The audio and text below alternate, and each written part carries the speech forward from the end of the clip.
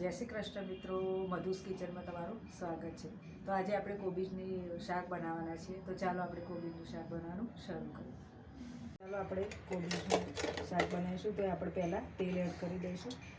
2 થી 2 ચમચા જેટલું આપણે તેલ એડ કરીશું, 2 થી 3 ચમચા। હવે તેમાં રાઈ એડ કરીશું, 1 ટેબલ સ્પૂન જેટલી, 1 ટેબલ સ્પૂન જેટલી જીરું એડ કરીશું। થોડી અંદર હાફ ટીસ્પૂન હિંગ એડ કરીશું। હિંગ નાખવું જ જરૂરી છે, કારણ કે આપણે કોબીજ પચવામાં થોડી ભારે હોય છે અને ગેસ કરતી હોય છે, એટલે આપણે કોબીજમાં હિંગ નાખીશું। હવે આપણે આની અંદર લીલા મરચાં એડ કરીશું। અત્યારે મેં નાની સાઈઝની લીલી ડુંગળી લીધી છે, એ પણ એડ કરીશું। હવે આપણે આ ડુંગળીને થોડી સાંતળવાની છે, ડુંગળી સાંતળાઈ જાય પછી આપણે ટામેટાં એડ કરીશું। આપણે ડુંગળી સાંતળાઈ ગઈ છે, હવે આપણે અહીંયા ટામેટાં એડ કરીશું। અત્યારે મેં મોટી સાઈઝની ટામેટું લીધું છે। હવે આપણે ટામેટું થોડું સરખું સાંતળાઈ જાય માટે આપણે થોડું મીઠું એડ કરીશું અંદર।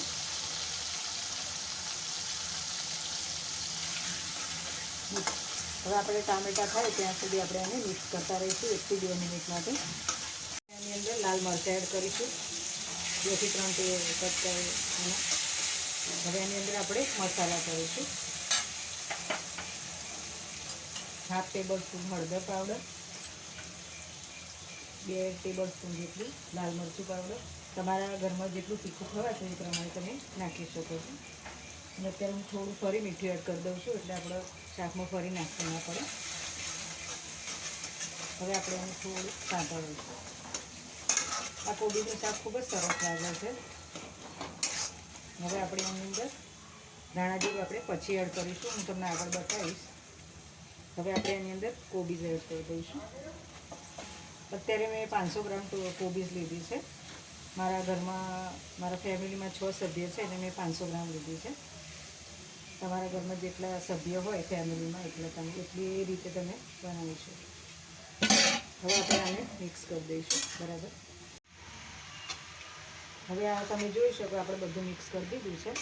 હવે આપણે એને થવા દઈશું કોબીને, અને વચ્ચે વચ્ચે આપણે ચેક કરતા રહીશું।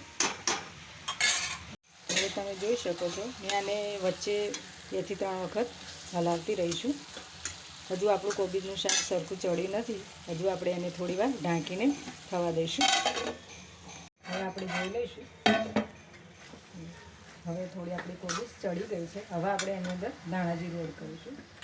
હવે આ ધાણા જીરું આપણે પાછળથી એડ કરવાનું કારણ એ છે કે જો આપણે પહેલેથી નાખી દઈશું ધાણા જીરું, તો કોબીજનું અંદરનું જે પાણી છે એનાથી જે ચડી જાય છે, પણ જો ધાણા જીરું આપણે પહેલાં એડ કરી દઈશું તો કોબીજ ચડવામાં ટાઈમ લાગશે એને, એટલે આપણે ધાણા જીરું એને પછી એડ કરવામાં આવશે, કારણ કે ધાણા જીરું બધું પાણી શોષી લે છે, એટલે કોબીજને ચડવામાં ટાઈમ લાગે છે, એટલે આપણે પાછળથી એડ કરવાનું છે।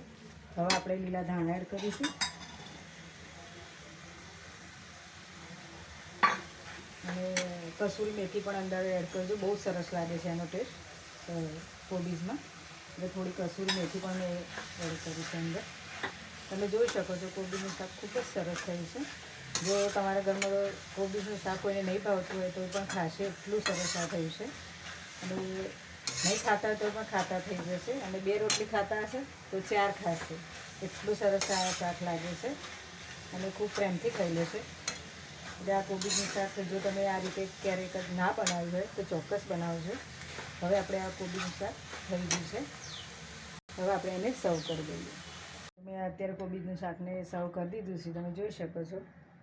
તો તમને મારી આ રેસીપી ગમી હોય તો મારા વિડીયોને લાઈક કરજો, શેર કરજો તમારા ફ્રેન્ડ ફેમિલી સાથે, અને સબસ્ક્રાઈબ ના કર્યું હોય તો કરી દેજો। અને હવે આપણે એક નવા વિડીયો અને નવી રેસીપી સાથે મળીશું, ત્યાં સુધી જય હિન્દ, જય ભારત।